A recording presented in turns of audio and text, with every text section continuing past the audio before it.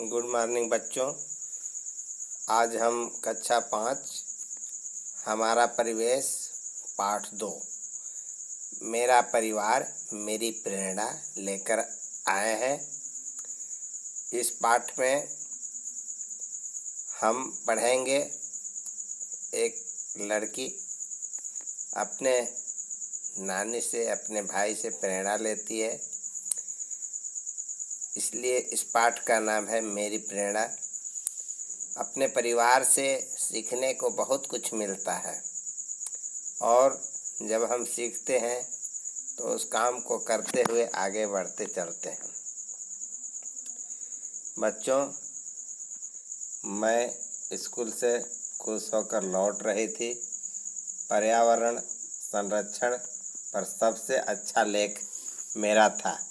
मैं घर पर 2 लोगों को अपनी यह बात सबसे पहले बताना चाहती थी। किसको किसको बताना चाहती थी बच्चों? ये देखिए, उसके लिए 2 लोग सबसे अच्छे थे। 2 लोग जब उसके अच्छे से समाचार को सुनते तो बहुत खुश होते। बच्चों, कह रहा है एक मेरी नानी और दूसरे मेरे भैया। उस लड़की की जो 2 लोग थे, बात सुनते तो अच्छी सी बात सुनते तो बहुत खुश होते थे। यहाँ लिखा हुआ है वे दोनों मेरी बातों से सबसे ज़्यादा खुश होते हैं। आगे देखिए बच्चों, यहाँ देखिए परिवार है। स्पष्ट रूप से यहाँ पर देखने के लिए आपको मिल रहा है। देखिए, यहाँ एक बूढ़ी सी नानी है। बच्चों, यहाँ आगे बोल रहा है मेरी नानी मेरे बारे में सुनने को हमेशा उत्सुक रहती है।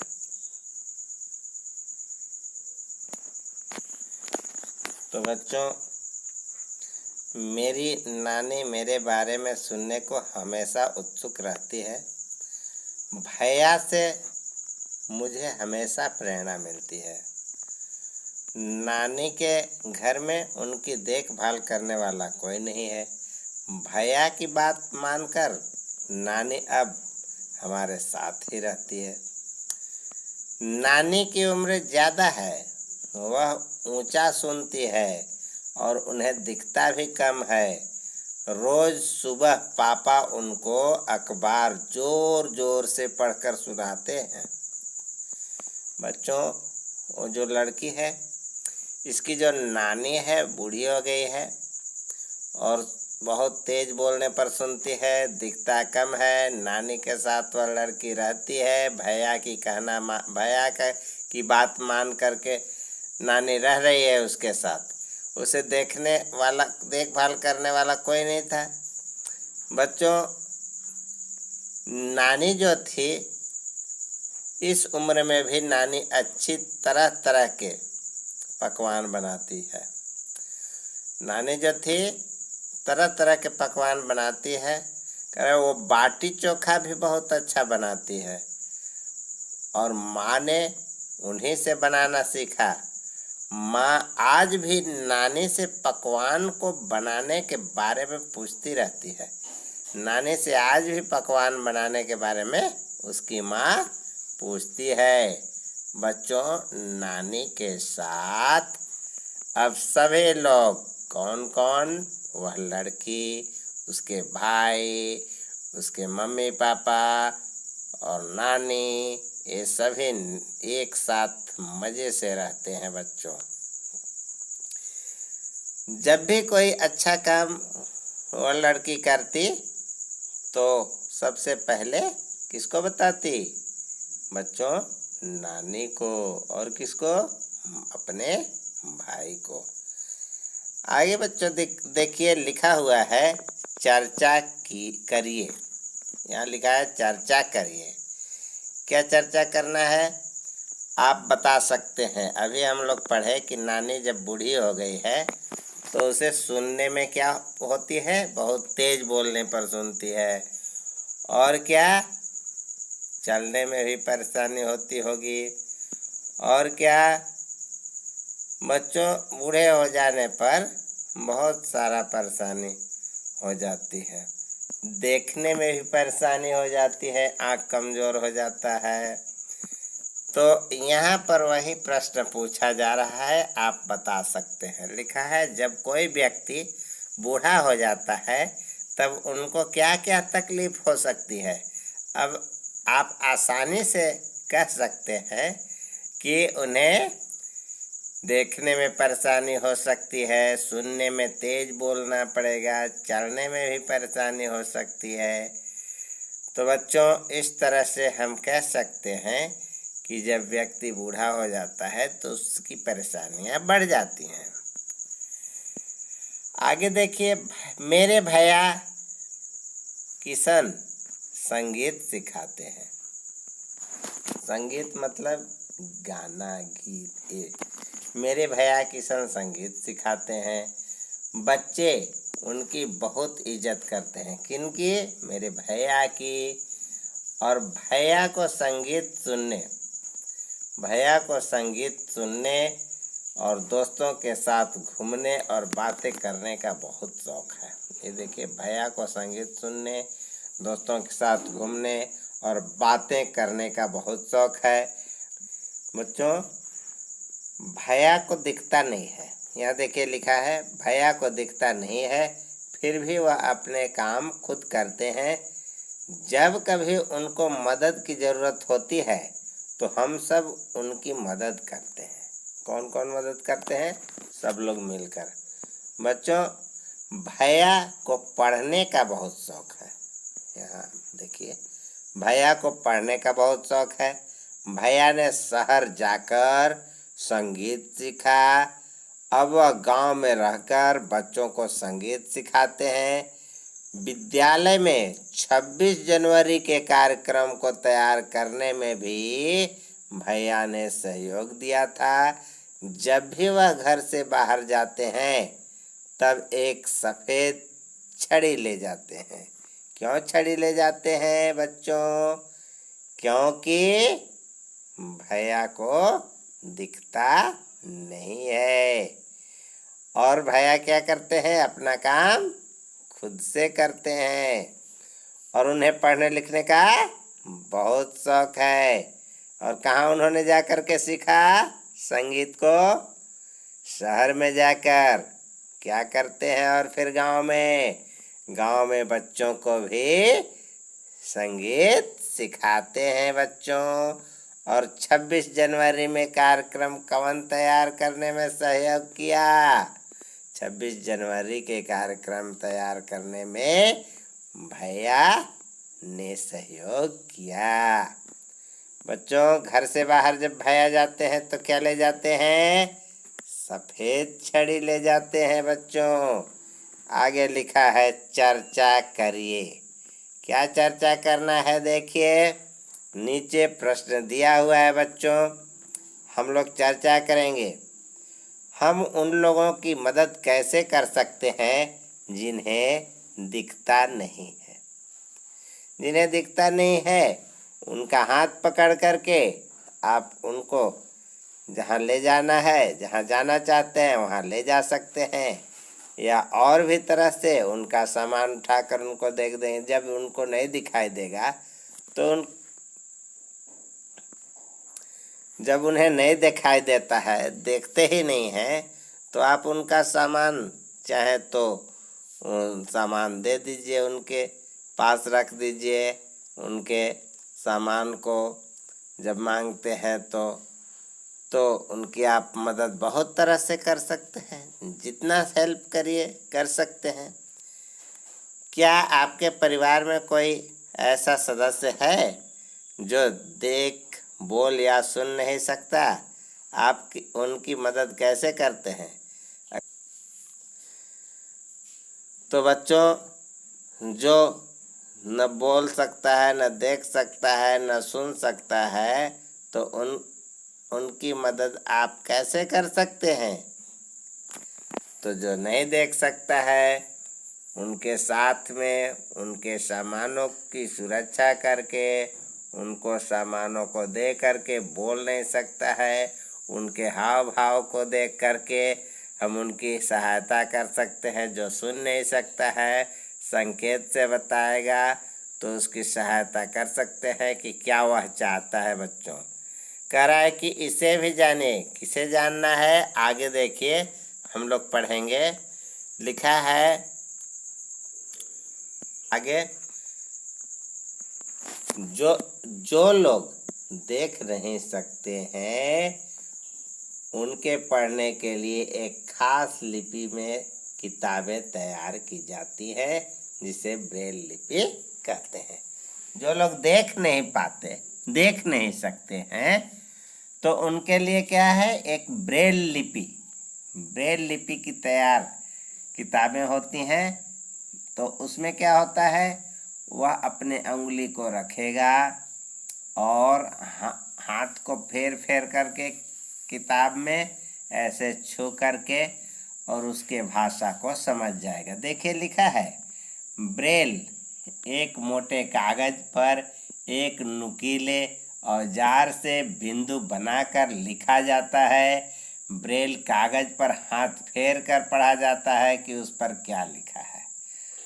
वो जो नहीं देख सकते हैं वो ब्रेल लिपि का संकेत उनको सिखाया जाता है और तब वो जानते हैं कि इसमें क्या लिखा है। बच्चों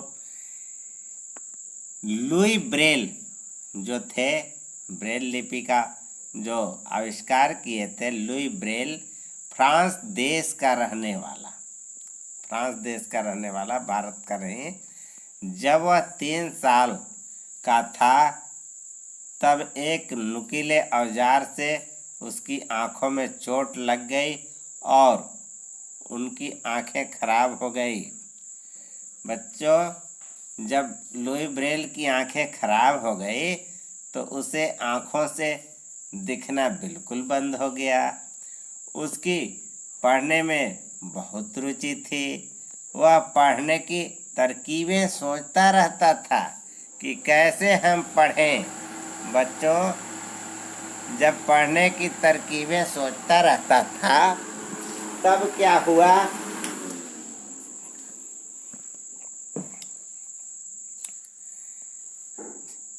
वह पढ़ने की तरकीबें सोचता रहता था।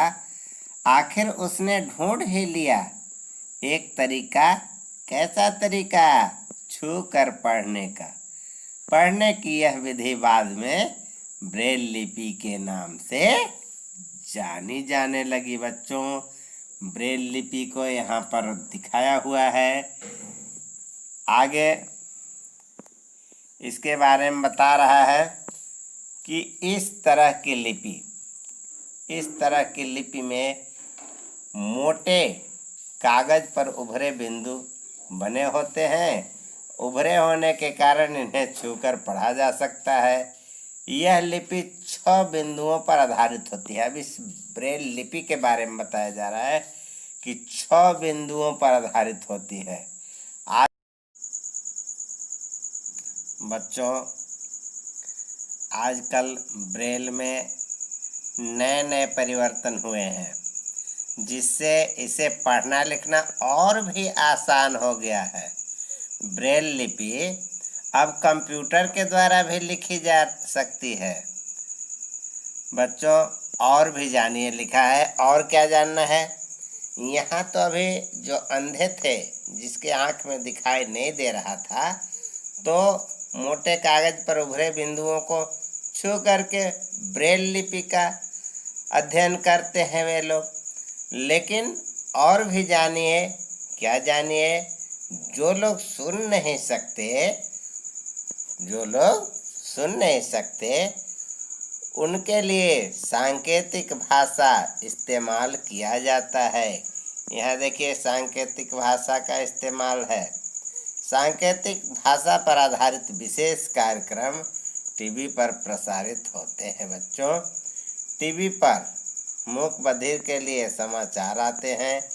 देखो वहाँ बातों को किस प्रकार संकेतों के द्वारा समझाया जाता है। जब हम टीवी में देखते हैं तो खुद ही समझ जाएंगे किस तरह से हाथ को हिला डुला करके और बातों को ये वहाँ पर सांकेतिक भाषा में इस्तेमाल करते हैं। संकेतों के द्वारा समझाते हैं। आगे बच्चों हम लोग चलते हैं भैया की ईमानदारी। भैया की क्या ईमानदारी है, आगे यहाँ पर देखिए। शाम को भैया बोले चलो मेला चले। अपने पड़ोस के दोस्तों को भी बुला लो। इस बार अलग अलग राज्यों के लोग अपनी अपनी चीज लेकर आए हैं। भैया ने मेला घुमाया, हमने बहुत कुछ खाया पिया। मुंबई की भेलपुरी भी खाई। भेलपुरी वालों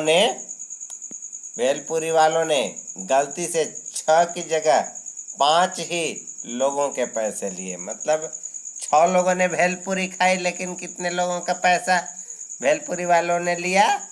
5 ही लोगों का पैसा लिया। हमने सोचा चलो पैसे बच गए, पर भैया ने हिसाब लगाया और भेलपुरी वाले को बाकी पैसे दिए।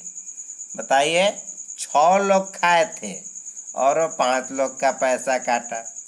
तो भैया ने क्या किया? भैया ने ये किया कि अरे वो तो 5 ही लोगों का पैसा लिया, तो और हम लोग 6 लोग भेलपुरी खाए, तो ऐसा करते हैं एक का पैसा उसको ले चल के देते हैं। तो उसने क्या किया? उसके भैया ने हिसाब लगा करके भेलपुरी वाले को बाकी पैसे दे दिए। हम आपस में खुसर फुसर कर रहे थे, तो भैया ने समझाया कि नहीं अंजू, हमें किसी को नुकसान नहीं पहुंचाना चाहिए। बच्चों, वो लड़की कौन थी? अंजू थी। यहाँ पर आपको समझ में आ गया होगा कि उस लड़की का नाम क्या था? अंजू। तुम लोगों में से कोई अंजू है कि नहीं है? अच्छा, देखिए बच्चों, ईमानदार जो ईमानदार होता है वह ऐसा ही करता है। ईमानदार होने पर डरने की जरूरत नहीं पड़ती, आत्मविश्वास बढ़ता है। हम सीना तान करके भी कहीं भी बोल सकते हैं, कैसे भी अच्छा से। ईमानदार लोगों को सभी पसंद भी करते हैं। उस दिन हमने भैया से जो सीखा उसे कभी नहीं भूलेंगे। बच्चों, अंजू ने क्या सीखा? भैया से ईमानदारी सीखा। आपको भी इसी तरह से ईमानदार बनना चाहिए बच्चों। आगे देखिए, लिखा है नीचे, इनको भी जानिए। लिखा है इनको भी जानिए। कह रहा है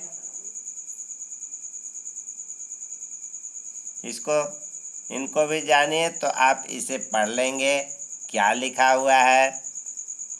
आगे लिखा है चर्चा करिए। चर्चा करिए। कह रहा है कि अगर भैया कम पैसे देकर चले आते तो बच्चे उनके बारे में क्या सोचते? आप इस बारे में क्या सोचते हैं? अगर भैया कम पैसा देकर भेलपुरी वाले को देकर कम पैसा चले आते, तो आप क्या सोचते कि भैया ठग के चल दिए, और उसी तरह से तुम भी ठगना सीख जाओगे और ईमानदारी तुम्हारे अंदर से खत्म हो गया, चोर सीख जाओगे बच्चों। तो बच्चों, हमें किसी का नुकसान नहीं पहुंचाना चाहिए। हम उसका पैसा ईमानदारी से दे दिए, हमें देना भी चाहिए। आगे देखिए बच्चों, किशन के परिवार में कौन कौन है। यहाँ अभ्यास का प्रश्न आ गया, किशन के परिवार में कौन कौन है। तो उसके भैया का क्या नाम था? किशन। उसके भैया का क्या नाम था? किशन। और उस लड़की का क्या नाम था? अंजू। तो किशन के परिवार में किशन और उसकी बहन और उसकी नानी और कौन? उसके मम्मी और उसके पापा। किशन बच्चों को क्या सिखाते हैं? किशन बच्चों को क्या सिखाते हैं मालूम है? शहर से क्या सीख करके आए थे? संगीत सीख करके आए थे। तो क्या सिखाते हैं? संगीत सिखाते हैं, गाना बजाना। 26 जनवरी में जो प्रोग्राम में सहयोग किए थे बच्चों, तो इसका उत्तर होगा किशन बच्चों को संगीत सिखाते हैं। हमें ईमानदार क्यों होना चाहिए? तीसरा प्रश्न जो दिया है, हमें ईमानदार क्यों होना चाहिए बच्चों? ईमानदार इसलिए होना चाहिए कि हम बहुत ही ईमानदार होने पर हम में डर नहीं रहेगा, डरने की जरूरत नहीं पड़ती है और आत्मविश्वास बढ़ता है बच्चों। तो हमें ईमानदार क्यों होना चाहिए? यहाँ लिखा है प्रश्न, क्या लिखा है? हमें ईमानदार क्यों होना चाहिए? तो ईमानदार होने से क्या होता है? आत्मविश्वास बढ़ता है। हम निडर होकर के किसी के सामने बोल सकते हैं। बच्चों यहाँ पर लिखा हुआ है कि पाठ में अंजू ने अपने भैया को क्या क्या बातें बताई हैं। स्कूल से अंजू लौट रही थी अपने भैया को क्या बताने के लिए कि पर्यावरण संरक्षण में सबसे अच्छा लेख किसका था? अंजू का ही था। ब्रेल लिपि से क्या, ब्रेल से आप क्या समझते हैं? लिखा हुआ है कि ब्रेल से आप क्या समझते हैं? तो बच्चों ब्रेल से आप क्या समझते हैं कि जब कोई अंधा रहता है, दिखाई नहीं देता है, तो एक मोटे कागज पर 6 बिंदु, नुकीले बिंदु होते हैं और उसी के आधार पर उन्हें सांकेतिक भाषा में पढ़ना और समझना ब्रेल लिपि के द्वारा सिखाया जाता है बच्चों। आगे देखिए, क्या आपके साथ कोई ऐसी घटना हुई जिसमें लगा हो कि आपने ईमानदारी का पालन किया था? उस घटना के बारे में लिखिए। यहाँ लिखा है कि जिस तरह से किशन ने भेलपुरी वालों को 6 लोगों का पैसा काटना था तो 5 ही का पैसा काटा था, तो 1 का पैसा फिर से वापस करने गया किशन ने। उस तरह की घटना अगर आपके साथ हुई है तो उसको आपको लिख करके कॉपी पर लाना है, ईमानदारी का पालन किया है तो। आगे देखिए, पर्यावरण संरक्षण पर 5 वाक्य लिखना है कि हम अपने पर्यावरण का सुरक्षा कैसे कर सकते हैं। 5 लाइन का लिखना है बच्चों। आगे देखिए लिखा है, ये तो सब कर लोगे, उन लोगों की सूची बनाइए जो आपके विद्यालय के कामों में सहयोग देते हैं। जो लोग आपके स्कूल के काम में, जो आपके विद्यालय के काम में सहयोग देते हैं, उनका सूची बनाना है, मतलब उनका नाम लिखना है। और यह भी लिखिए, यहाँ पर लिखा है, और यह भी लिखिए कि उनके सहयोग से आपका क्या लाभ हुआ। जब वो आपको सहयोग किए, आपके विद्यालय में सहयोग किए, तो आपका क्या लाभ हुआ।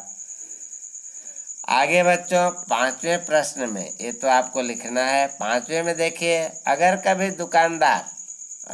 दुकानदार गलती से आपको ज़्यादा पैसे वापस कर देता है तो आप क्या करेंगे? लेकर के खिसक जाएंगे? नहीं, ईमानदारी आपको दिखाना पड़ेगा। ईमानदार रहेंगे बच्चों। जब ईमानदार रहेंगे तो आप पर सभी लोग विश्वास करेंगे।